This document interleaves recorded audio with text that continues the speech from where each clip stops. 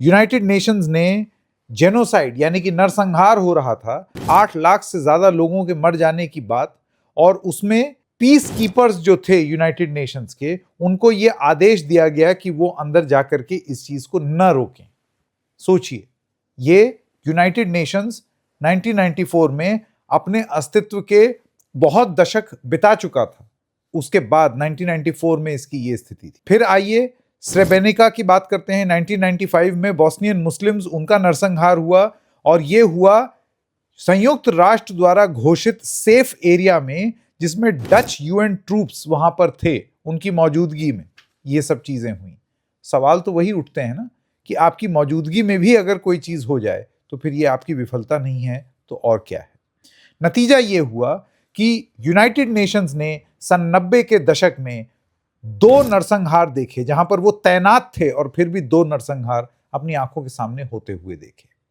ये चीज जिसको ब्लाइंड स्पॉट कहा जाता है, ये नए शताब्दी में भी आया। सन 2000 के आने के बाद पिछले 20 साल में इतनी सारी जंग हुई हैं जिसमें यूनाइटेड नेशंस कुछ नहीं कर पाया है। सबसे पहली बात, इराक इन्वेजन 2003 में यूनाइटेड स्टेट्स ने यूनाइटेड नेशन सिक्योरिटी काउंसिल के ऑथराइजेशन के बिना इराक में जंग छेड़ दी। वेपन्स ऑफ मास डिस्ट्रक्शन ढूंढने के लिए यूनाइटेड नेशंस कुछ नहीं कर पाया।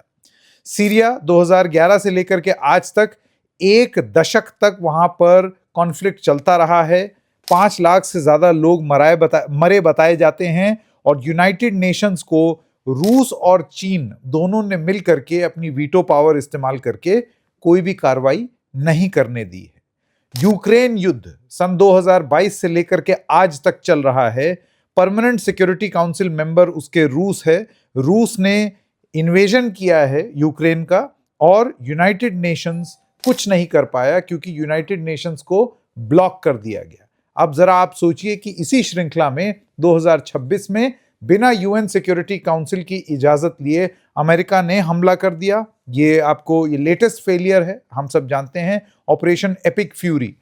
बिना यूएन के अप्रूवल के स्ट्राइक किया गया ईरान में इजराइल की मदद से। आपको क्योंकि कोई इजाजत नहीं ली गई है, तो आप जानते हैं कि कायदे में यूनाइटेड नेशंस की इजाजत लेनी चाहिए, वो ली नहीं, फिर भी कुछ यूनाइटेड नेशंस नहीं कर पाया।